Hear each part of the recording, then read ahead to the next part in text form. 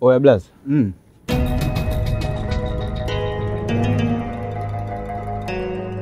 Kwa hiyo ina maana siku za weekend auendagi sokoni au maki naona leo jana?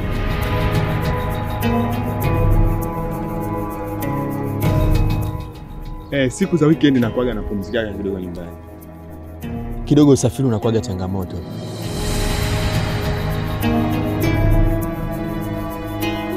Kwa nachoka sana kubeba mizigo kutoka nayo mjini mpaka huku.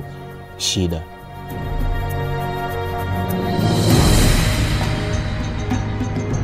Ila inapofika siku ya Jumamosi na Jumapili naamua kutoka kidogo nyumbani kuja kubadilishana mawazo na marafiki hapa na pale.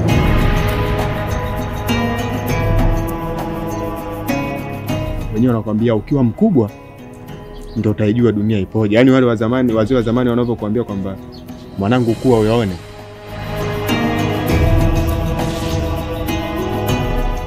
Bwana. Mwangalia yule sister Duko. Yupo sema takataka.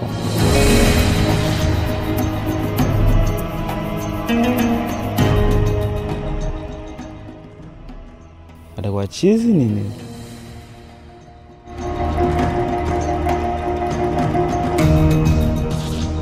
Mungu. Najua ni mtoto ni baraka tulopewa na Mwenyezi Mungu. Na najua tunapitia changamoto nyingi sana Mungu. Lakini Mungu, kumbuka mtoto amekaa muda mrefu sana hapa nyumbani pasipo kwenda shule.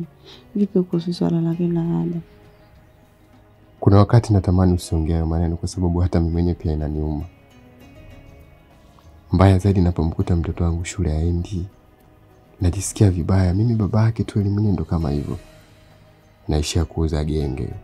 Haya. Mtoto naye asiende shule. Kweli?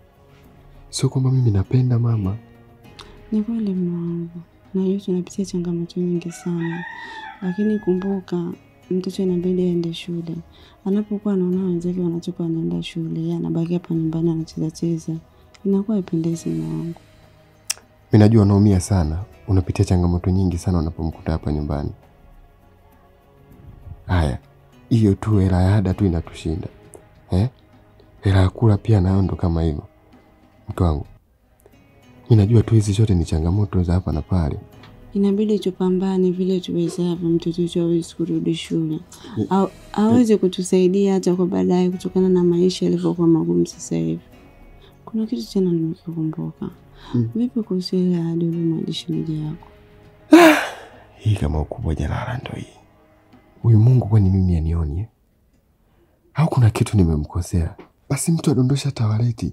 Yaani afanye kama amedondosha tu lakini kumbe amesahau. Mimi nipite niokote. Hapana mwanangu, ngoja nikwambie kitu. Anedondosha sio kwamba amedhamiria kudondosha. Ila tu huwa ni kwa bahati mbaya. Nisi utakuwa umenielewa mwanangu. Huyo Mungu haoni kama mimi natatabu.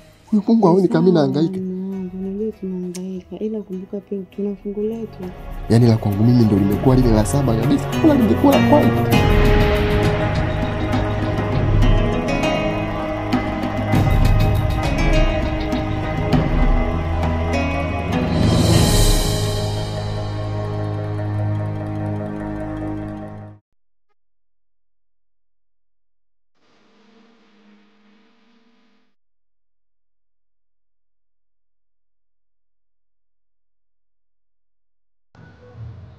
Halo mjomba. Tunaendelea vizuri tu, habari za huko ase. Mjomba nilijitahidi bwana, nilijitahidi kwa kweli lakini ule mpango ambao nilikwambia nimekutimizia kidogo hapo. Sawa. Basi sawa mjomba wangu, haina shida, tuendelee kuwasiliana. Sawa mjomba, shukrani. Sawa.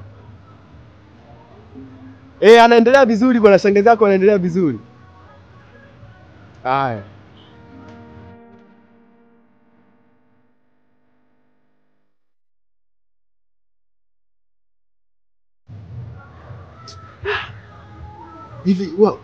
Hivi familia yetu kwamba ikoje? Yaani mimi nimekuwa mtu wa kutoa misaada tu, yaani hata familia yangu pia aishi vizuri. Yaani sina hicho kipato cha kusaidia kusema kwamba kiwe kikubwa. Hichi kidogo lakini bado tena watu wanakitaka hicho. Kama imewezekana mimi itakuwa ni ngumu kwa sababu nachoka, hata mimi nachoka. Hicho kipato ni kidogo, hata mwanangu tu anashindwa kwenda shule. Bado tena familia inanishika tena hivyo.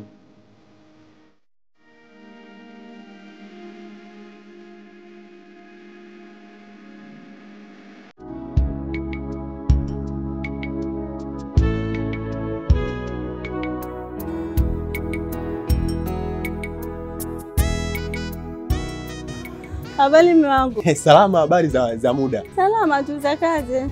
Tunamshukuru Mwenyezi Mungu, mambo yanaenda ndo kama hivi mke wangu.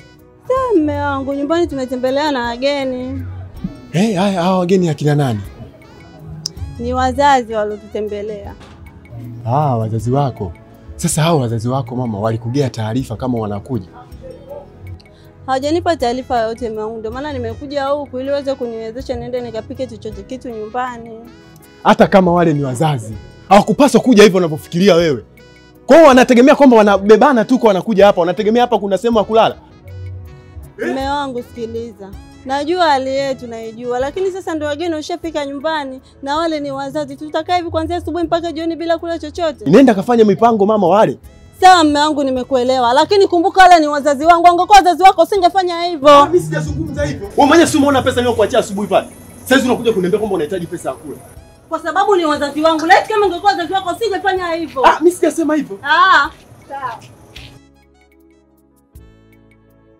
Hapa mjini hakuna jembe. Kuna lami, hata kuja kulima nini hapa? Yaani hao wazazi wengine bora walikuwa na kia hapo.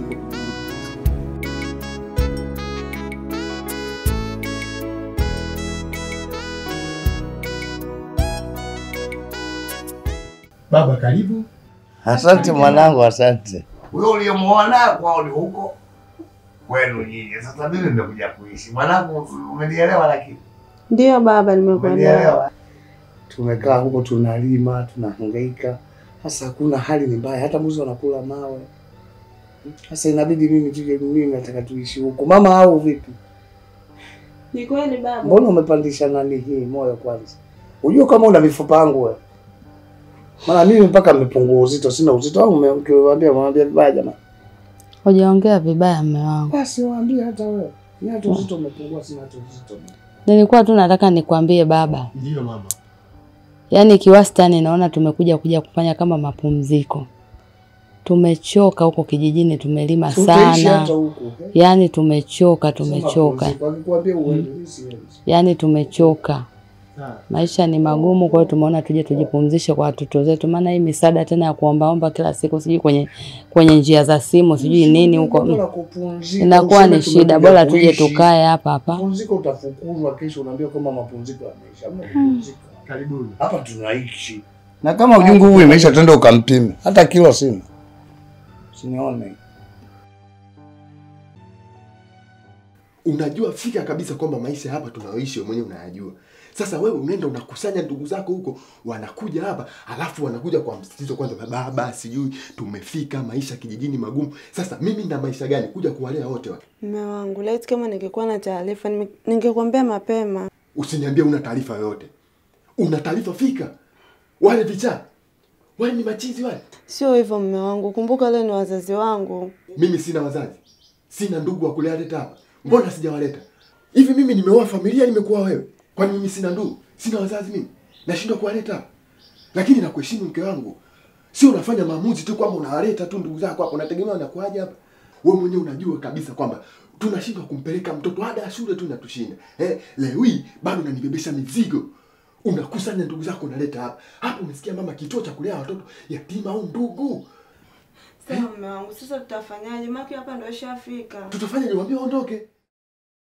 Hawa hawana ndugu wengine huko. Yaani wazazi wangu kuja hapa imekuwa shida mume wangu kweli. Lakini mume wangu, najua umekasirika sana kuhusu swala la wazazi wangu. Naomba unisamehe kwa hilo mume wangu. Tena naomba usinisumbue, nimechoka nahitaji kulala. Mume wangu, siongee hivyo mume wangu. Mume wangu, vipi kuhusu swala la kulala kule sebuleni? Unalala vipi? Kwa hiyo nataka nitoe hichi kitanda nipeleke pale. au nitoe ile godoro nipeleke pale? Hilo swala la kuniambia kwamba kuhusu swala la kulala wazazi wako mimi sijui. Na sitaki kusikia kuhusiana na swala la wazazi wako. Watalala pale, wasipolala pale watajua wao wakalale wapi.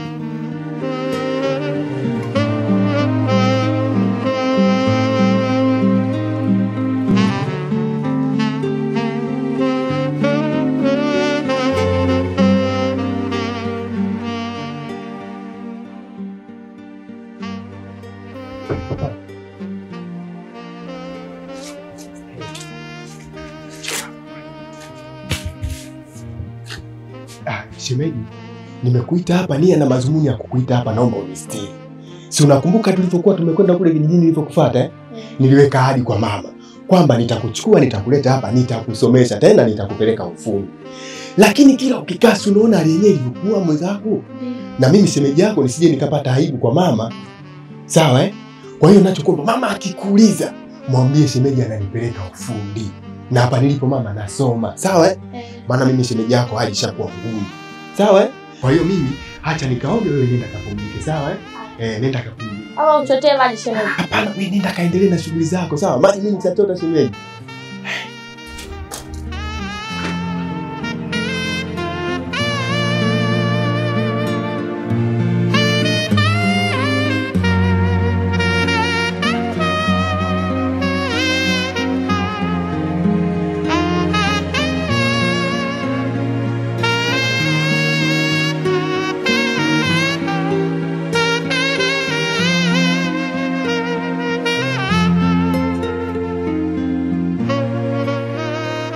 Mama Nasri! Mama Nasri! Hivi mbona mnakuwa na mambo yenu ya Kiswahili hapa Hivi hebu tazame chochote kilivyokuwa kichafu kwani? Mbona mnaleta mambo ya ajabu hivi? Kila siku nafanya usafi mimi tu nafanya usafi ndani. Ngoja nikamgongea huyu dada kama yuko ndani aje na mtu afanye usafi. Sasa ulikuwa unategemea mimi niende kusafisha polisi, nienda kuangalia kabla sijaoga?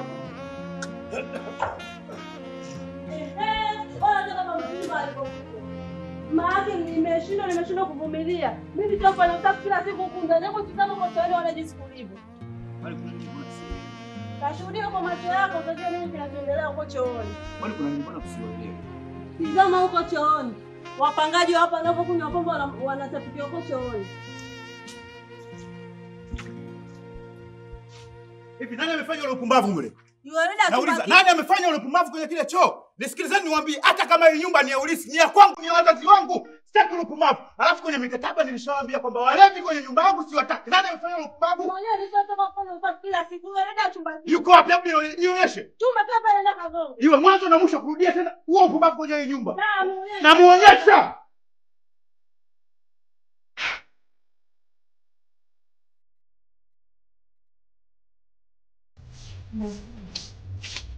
Maneno alikuwa anaongea sasa hivi anapiga deki mwenyewe. Ujikoshokote kule. Kwa hiyo watu wazima wengine basi.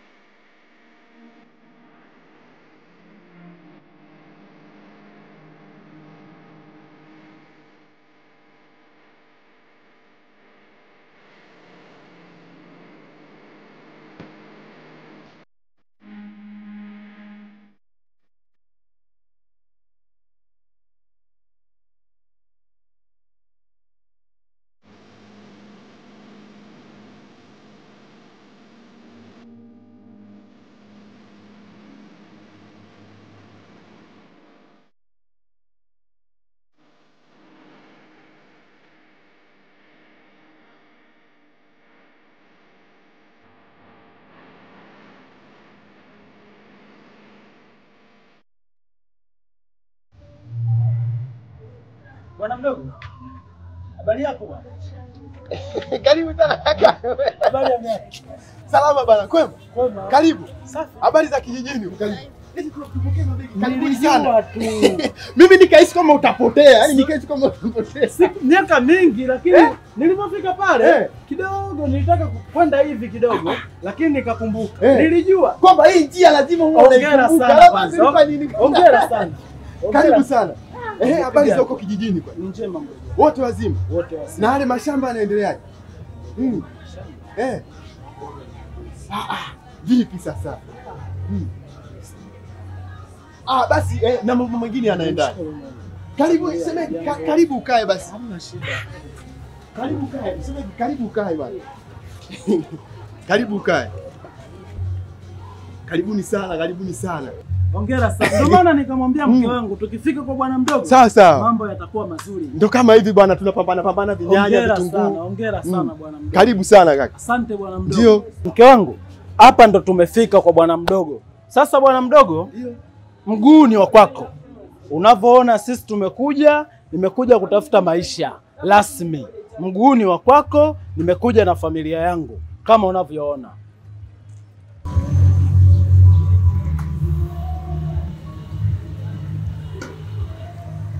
Kaka, kwa ina maana unataka kuniambia paka na ushemeji naye ndio umekuja naye? Huyu ni mke wangu, ni familia yangu, ni majukumu yangu. Ulitaka nimwachie nani? Kama utaki sisi tuondoke. Hapana kaka. Tuondoke? Hapana. Nini shida? Nimwachie nani mke wangu? Hapana kaka, karibu. Karibu, tutakuwa hapa jioni, tutaondoka wote. Karibu. Jioni Sawa. Mke wangu, nilikwambia tukifika mjini kwa bwana mdogo, mambo yatakuwa mazuri. Si umeona?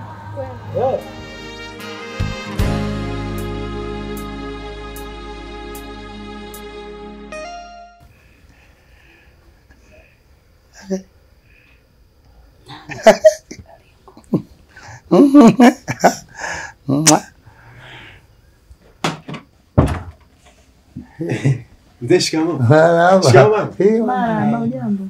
Karibuni. Shikamoo. Marahaba mama. Mjukuu.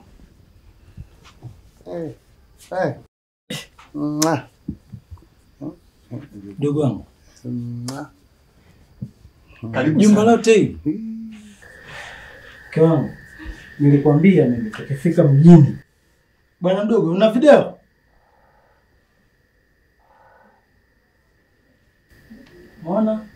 Mwana simenti ya mjini mke wangu.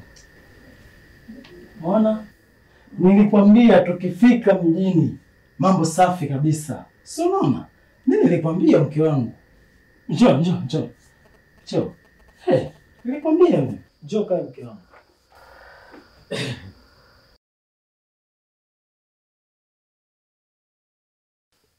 Video. Mbona video mke wangu? Hii ndo simenti ya mjini Shemeji, nenda kaeke mabegi ndani. Nilikwambia mke wangu tukifika mjini kwa umeona video. Deseka kijijini kule hamna video. Umeona video?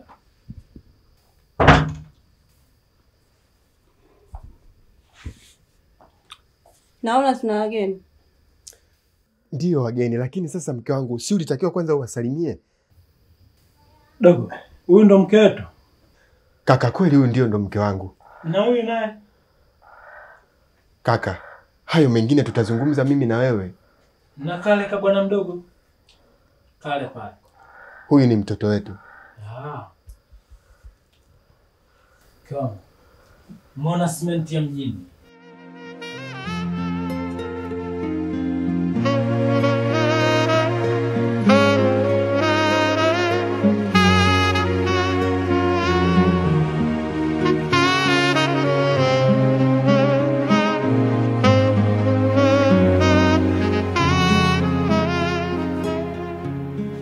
Ikichumba umeona kama banda la kufugia kuku, kwamba kila kuku anaokuja lazima wafugwe, sivyo?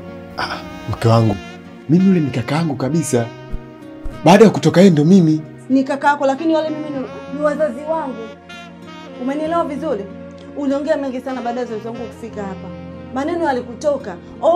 Wazazi wako mmewasiliana nao simu, wamekuja bila taarifa. Vipi kuhusu ndugu zako?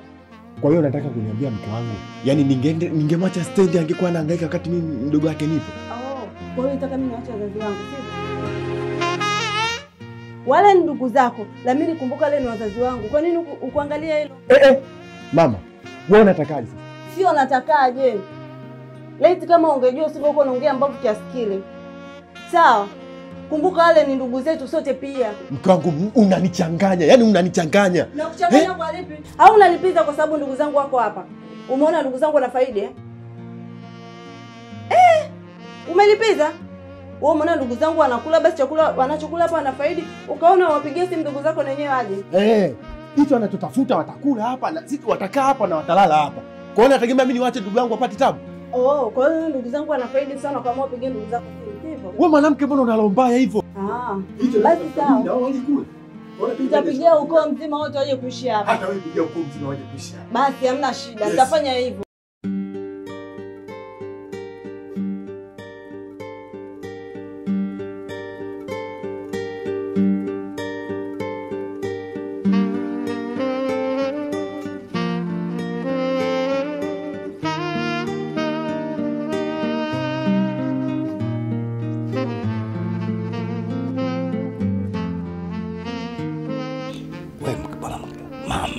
Mke wangu, wewe umelala unasikia la hapa. Mimi nimekaa kama kuku anayetaga haka. Na muamsha mimi ule mke pale na mimi lale kwenye kochi. Kwanza hawajui je. Wamesema sijui hichi kinini mpaka akaambiwa hichi kiti. Mimi najua hii sofa. Mimi nataka kulala pale na muamsha ule aje huku. Unaonaje nikafanya hivyo? Mbona wewe ugeni wako mbona unagubu wewe? Na muamsha ule. Wewe mzee. Mzee. Alafu wewe wege.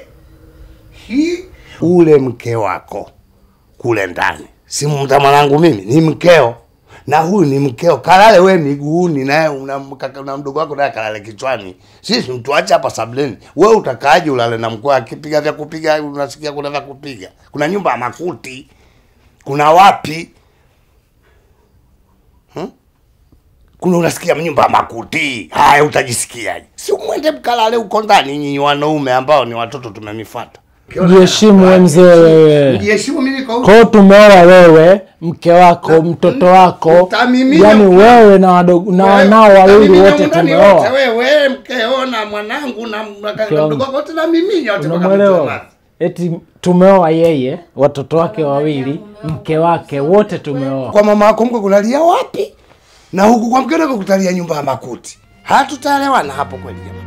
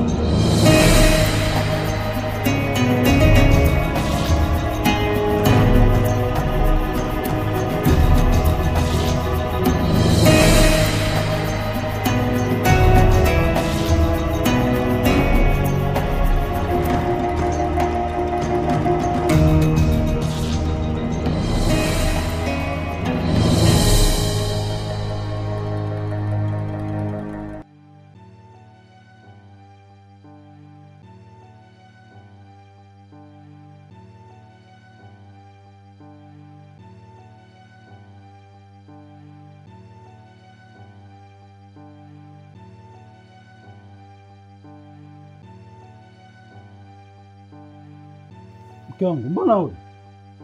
Shemeji, mbona uli? Mwangalie mtoto, kalala. Mwenzi anakula, alafu kesho analia eti ana njaa. Mjini hapa.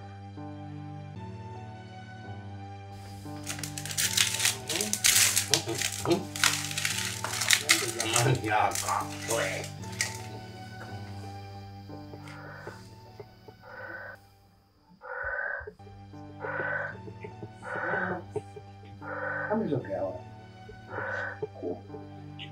Mkao, ni chakula kimesha.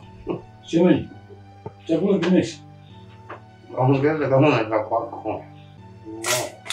Jikoni nimehakikisha mkao kimesha. Hata. Tani.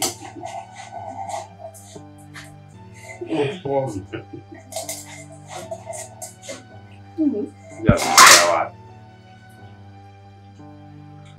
Hebu. Bwana sinakuja wewe. Mungu nipe nini?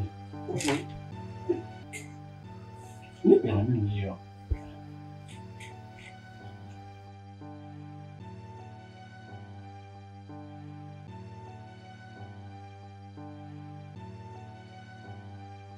Sijui hata ametokea wapi huyu. Yaani utafikiria na chumba na sebule humo tumboni kwake. Jamani. Da, mke wangu. Namba. Yaani mimi kinachoniuma zaidi, yaani unakula chakula unagombania na baba mkwe, mama mkwe. Mpaka na shemeji. Yaani huwezi amini mke wangu, mimi nimeamua kula tonge moja. Kwa sababu ni aibu. Ni kweli mume wangu. Maisha yamekuwa magumu sana humu ndani.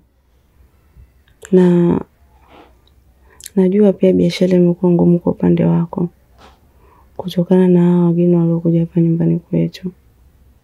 Yaani mbaya zaidi kama itakuwa inaendelea hivi, nitashindwa hata kulipa kodi mama. Kwa sababu hata hiyo ada ya mtoto wa shule pia inanishinda. Si ndio hayo mambo ya kusema kwamba walioshindwa vijijini waje mjini na walioshindwa mjini waende vijijini? Sisi si ndio tutakuwa wa kwanza mama? Upo sahihi. Maana ni muda mrefu sana tukia mtoto amekaa nyumbani pasipo kwenda shule. Na ukizingatia ni pesa kidogo tu inayohitajika shuleni. Na wageni waliokuja. Ndio mambo yanazidi kuwa magumu kabisa. Kuna wakati nawaza hata ile niamke asubuhi nioge humu ndani, kwa sababu najisikia aibu. Yaani nikiamka pale sebuleni walivyolala, yaani mmoja mguu huko mwingine mguu kule, afu mama mkwe yuko pale. Lakini sasa mume wangu, tutafanyaje? Yale yalikuwa wageni wote watupo nao hapa ndani. Aibu. Ila usijali mke wangu. Lile tonga lilivyokuwa na Megi. Hana hata stamina. Unajua nimekaa pale pembeni, sio kama nilikuwa naangalia pembeni. Paka mikono ilikuwa inagonga. Ulikuwa unachunguza sivyo? Sasa inabidi niwe navumilia, yaani sio kwamba iniumi. Huyu kaka leo si yupo Kwa hiyo nataka nikamwambie na kaka tutoke twende kibaruani. Kwa sababu una mkeo hapa. Anahitaji kula huyo. Sio mimi tu wa kubeba majukumu hayo yote. Hali yenyewe mwenyewe unaiona. Na hiyo mume wangu, sasa kwa kibaruani unaenda kunitafutia kazi au inakuwaje? Mke wangu ule ni mtoto wake huyo. Hapa mjini watu wanachokiangalia ni kutafuta hela. Ikishindikana alikotokea huko. Ni kweli mume wangu, kwa sababu hali yetu ya kiuchumi imekuwa ngumu sana. Na ndio maana yote matatizo yote yanatokea.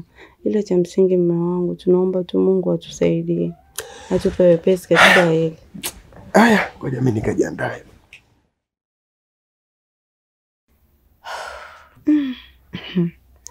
Jinsi maisha yalivyokuwa magumu hapa mjini. Jamani. Wa kijijini abaki kijijini. Na wa mjini abaki wa mjini. Tutatiana lawama kule kwa staili. Tutashindwana.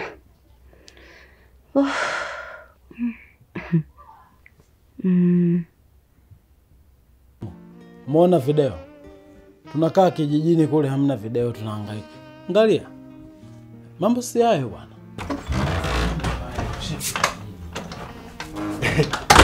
Ndio. Vipi bwana? Heshima yako bwana. Safi bwana. Nipo naangalia video. Sasa kaka, mimi naenda kuoga maji sasa hivi. Kwa hiyo na wewe jiandae tuelekee kibaruani. Hayo ndo mambo nilikuwa nataka. Ndio maana nikasema nikifika huko bwana mdogo, mambo yatakuwa mazuri. Bwana.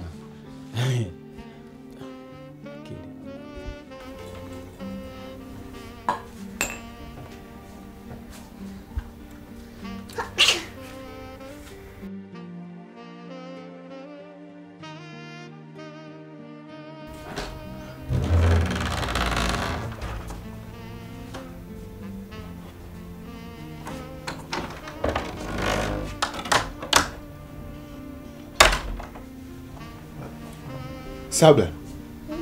Baba kaelekea wapi? Dukani. Wapi? Kule dukani. Dukani.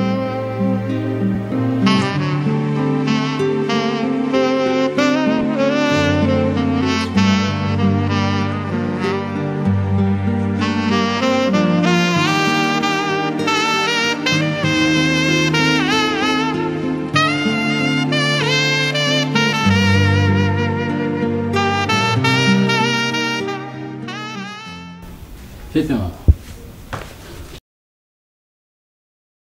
Bamdogo anakutafuta. Achana naye. Niache kula raha mimi kuangalia video. Yaani nikafanya mikazi yake. Mimi nimekuja mjini kufuata video bwana. Sijaja kufanya kazi.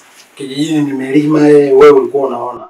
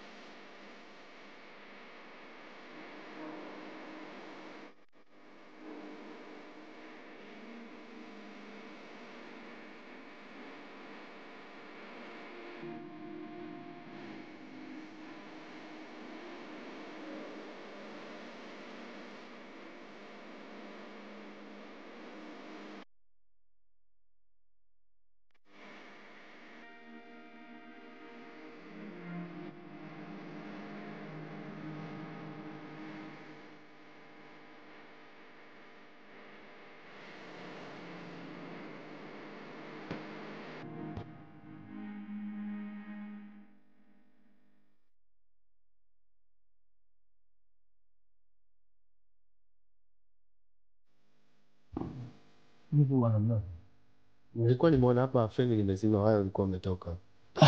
Unajua bwana mambo yenu ya kizungu haya. Mimi sijui chochote bwana. Nimeona tu upepo hamna. Kama kuvua shati langu nijipepee tu. Sio kuna naona kalala hapo. Kujichokea mke wangu. Haya.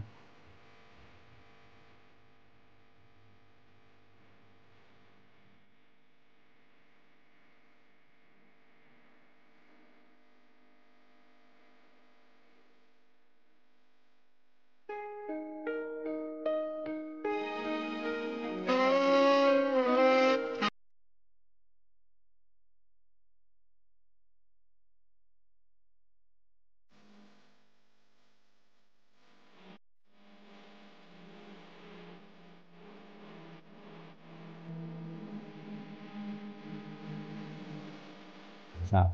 Nipe changu ondoke. Niondoke vipi? Mimi kwani kisa nimekuja kwako ndo unaletea mapepe kama hivi? Nipe changu ondoka. Wewe.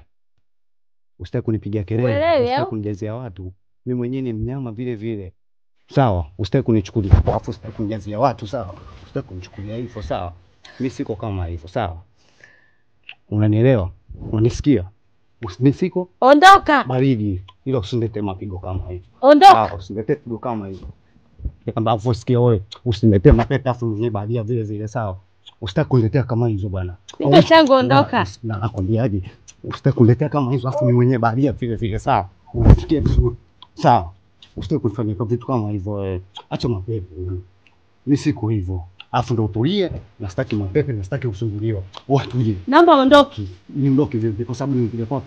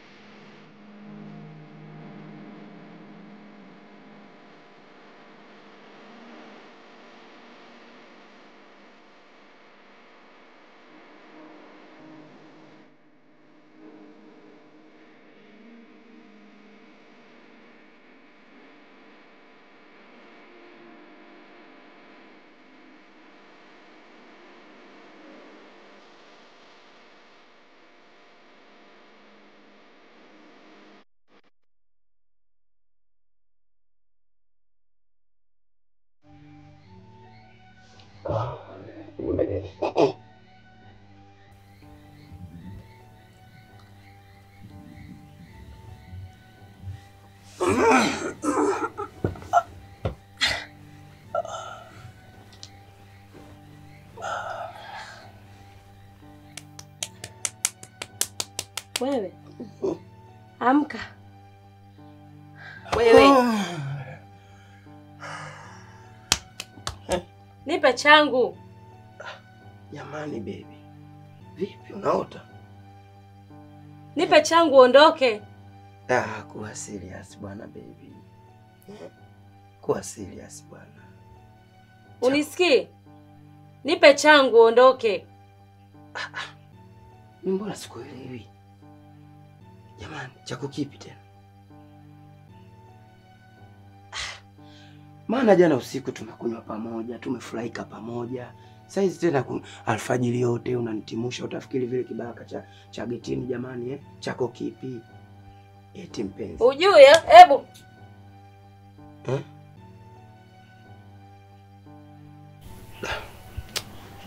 Haya bwana.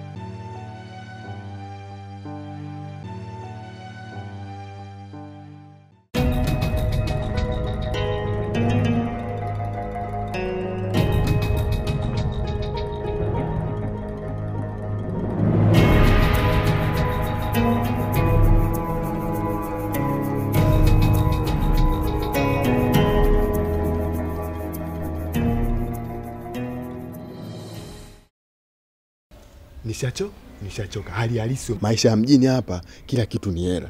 Kwa hiyo hapa cha kufanya kila mtu aende kumwambia ndugu yake, bwana unatakiwa urudi wapi? Kijijini. Ni kweli mume wangu, hata mimi pia mazingira nishachoka kila siku.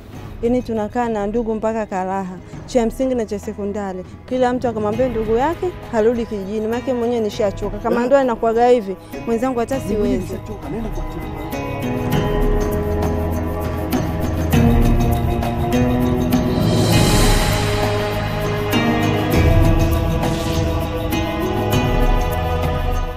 Wazazi wangu, semaneni sana kwa nitakachokizungumza. Mama, baba, kutokana na mazingira yalivyokuwa magumu hapa nyumbani, nilikuwa naomba mrudi kule kijijini. Hivi wewe mtoto mbona una roho mbaya sana wewe? Yaani sikutarajia kama utaongea maneno kama haya. Huyo mumeo tu ambaye sijamtoa hata tumboni mwangu aje kutamka kauli kama hiyo. Wewe kabisa uso mkavu, una hata haya. Mama, huyu mwanao ana roho mbaya sana. Anajua ndani kuna familia 3, lakini anapika chakula cha familia moja. Chakula kingine ndani na mume wake tuli kama hayupo. Ana roho mbaya sana huyu mwanao. Najua mkoa hawezi kukwambia, ila kutokana na mazingira hapa nyumbani imebidi mimi nikufikishie hizi taarifa. Na shemeji yako atamwambia nani? Binti yako ndo kakufukuza, hakutakeni. Ondokeni. Sitoki huko. Kizazi changu kipi hicho? Mtajua wenyewe. Kama hamshibi na mitumbo yenu dunia hiyo kaya nina mimi msitoki. Wifi. Mimi sio kwamba ni mchoyo, na mimi na roho mbaya. Shemeji, Mazingira hapa nyumbani ni magumu sana. Shemeji, taratibu. Mwache mke wangu, ongea na familia yako. Haya mume wangu, umesikia haya? Mjomba, nakuambia hivi mke wangu, kuambia kitu. Kama watu kinakupa siri sasa. Kama hawatoki hawa nginja mpaka kieleweke. Unamsikia kipote aliongea nginja mpaka kieleweke. Wewe mzee. Nakwambia hapa kazi tu. Mke wangu hapa. Wewe mzee. Mungu hajasema.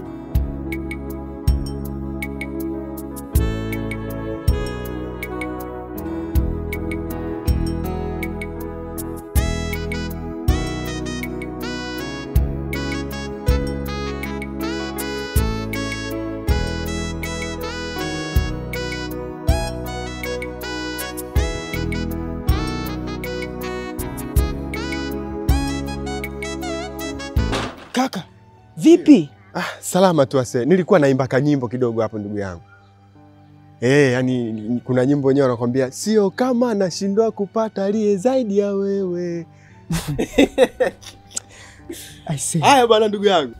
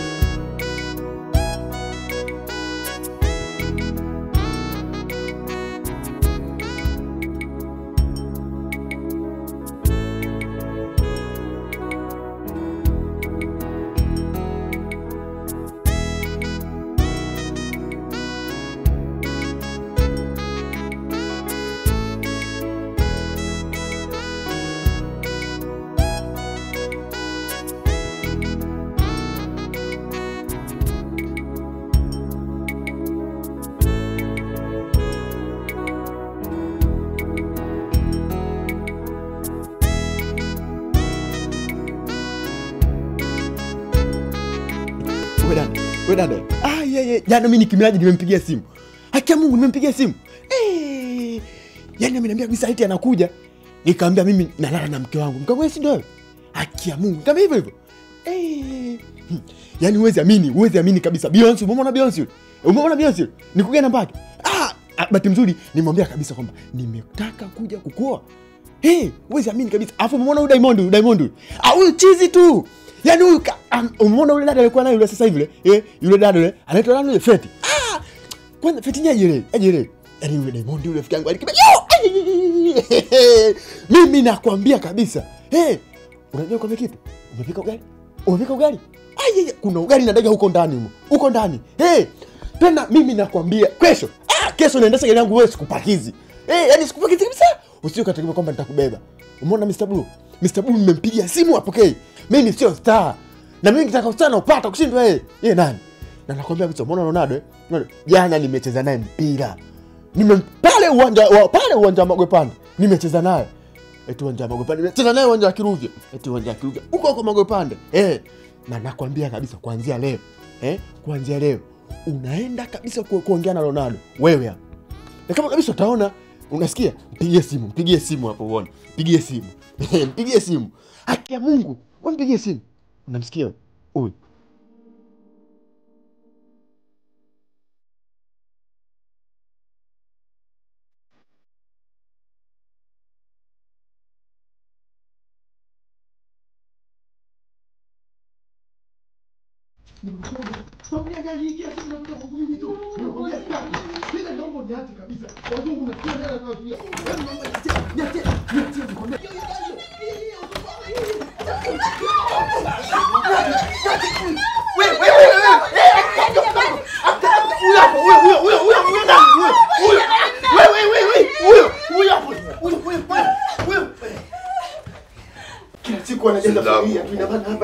الله لا اله الا الله ولا حي القيوم والنجر الوجوه ولا القيوم وقد حرمني ولا ظلم ورحمه الله وبركاته عليكم ويطهر بيوتكم غير الله إن الله وملائكته يا أيها الذين آمنوا صلوا عليه وسلموا يا لطيف يا لطيف يا لطيف يا لطيف يا لطيف يا لطيف يا لطيف يا لطيف مالو إلى بلادنا فتما جنا كلهم مكينوكا مالو إلى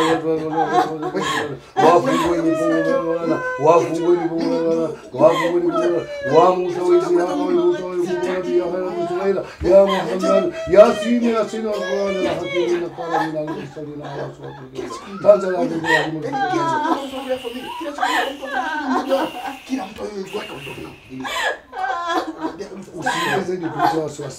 usilie zaidi kidogo, utulie, yani usijoe sasa. Tatulia kwa Allah.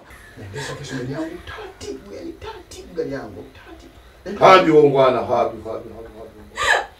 Mawe na nabii jina Fatuma jina kima mkayuka. Yasin al-Qur'an al-Hakim innaka lamina al-mursalin ala salatu wa tabaraka rahim litunza komanza wa hum fahamu ghafilun. Amwachi.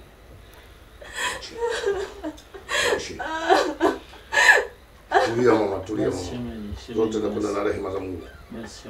Imani. Tulia.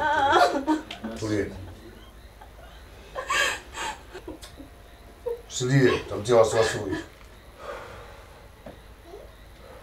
Hapo kwa rehema Mungu ataleta heri zake. Mungu ndio mkubwa.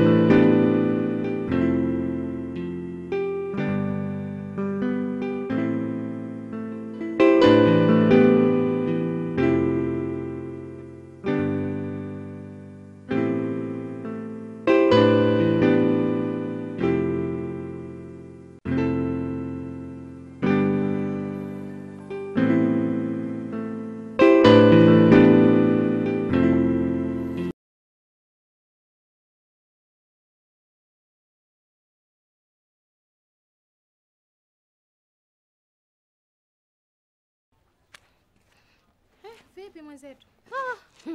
Dada, nimechoka. Nimeona tu nijiondokee. Wewe tena. Mwanaume kila siku maneno. Nimwangaikie mimi, nimhudumie mimi, afu bado analetea ujinga. Eti beba begi lako ondoka kwangu sikutaki. Ile nimeingia ndani natoka. Eti anaanza kujiuliza, nikamwambia mnaanza kunililia. Kweli mdogo wangu umekuwa. Katika mwanaume naye mwanaume anasuka, mwanamke anasuka. Mimi nilikuwa nakushangaa mdogo wangu unakwama wapi? Dadangu, nilikuwa nishaanza kuzeka. Paka isura inanishuka. Wewe na mimi tukiongozana mdogo ajulikana. Dada, hapa nenda kwa bwana. Tena kama kawaida yangu. Habari ndio hiyo, hayo ndio maisha ya mjini mama. Dada. Poa mama, nitakucheki jioni. Haya. Na jambo langu hapa baadaye.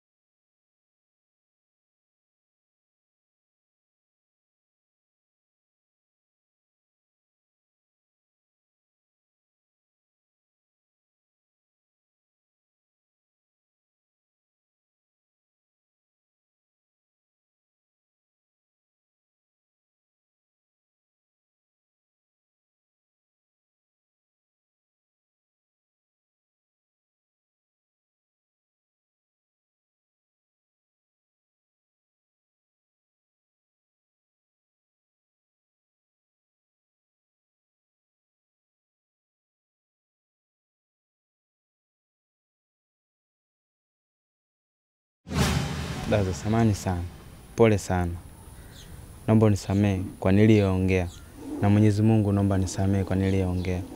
Sikujua. Shida ulizokuwa nazo wewe ni za afadhali. Watu wana matatizo, watu wana shida. Yule sio chizi, ila inawezekana wewe ndo chizi mtarajiwa, kwa sababu hujui unalolifanya na hujui unaloliongea. Au unaona tu watu wanatembea barabarani, watu wanaishi. Ndugu wangu, wewe bado hujakua. Yaani ukikua ndo utatambua fika kwamba dunia ipoje. Acha mambo ya kijinga, acha upumbavu.